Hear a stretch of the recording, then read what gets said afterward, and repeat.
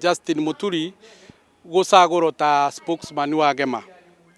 Hau nĩ hagĩrĩirwo hakorwo he very clear.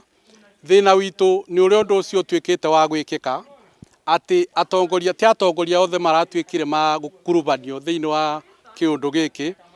Kwoguo no tũrie athuri acio marĩikarire thĩ acio elders ona tũmanengete gĩtĩo kĩrĩa kĩagĩrĩire. Kwoguo no tũmorie mambe matigane na project ĩyo yao, na nĩ tũrona kaũndũ gaka kena agendas. Kuna ũndũ marongorĩirie gũtuĩka wa kũbingia, na ũndũ ũyũ nĩguo tũrenda ũkorwo ũkĩrorwo mũno makĩria. Na ũndũ ongĩkorwo andũ nĩ mebanga thaa ici Kĩrĩnyaga nĩ tũrona gũtirĩ na vacuum. Korwo wĩ speaker thĩinĩ wa mbunge wagĩrĩire kuonania ũrĩa wanyitania atongori ma mbunge makari mũgambo ũmwe makabanda election. No ti kwambia kũbandĩkwo itĩ ingĩ cia ũkũnogithia nĩ ũrĩkũ kũnogithio no betithia andũ angĩ njĩra nginya gwaku mũciĩ wakora kĩrauga nĩ kĩithe wa mũciĩ ũcio na we ndũmba ũrakua. Ta koroni no njĩto mũndũ ũrĩa angĩnjĩta nyambe thikĩrĩrie ndeto icio nĩ njigua rais witũ nĩ atwĩta mũcemanio wa atongoria tũke twari bũrũri nĩ ũndũ ũcio nĩ baba wa Kĩrĩnya. No andũ angĩ magũka na nyunjure niĩ mũcemanio ũcio ndingĩthiĩ. No nginya thi mũcemanio wetanĩtwo nĩ baba witũ na njũĩ nĩ Uhuru Mũigai wa Kenyatta ũcio nĩ wangĩtwĩta tũcire ũboro wa Mount Kenya region. Na rĩo ũndũ ũcio ũgakinya nĩ ũgakinya Mũturi mũrata wakwa mũno. No ndatũ ici marambia kũbũra bũrithia ũguo itĩroka wega.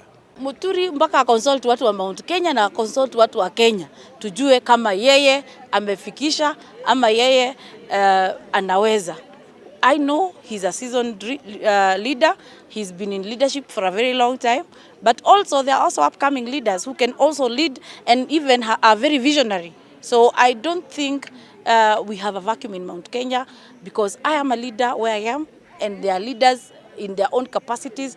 Kila mtu mahali yako. Kwa hivyo we no longer are looking at tribal kingpins. Nobody can come and install me as the leader of Kirinyaga. Only the people of Kirinyaga will install me as their leader.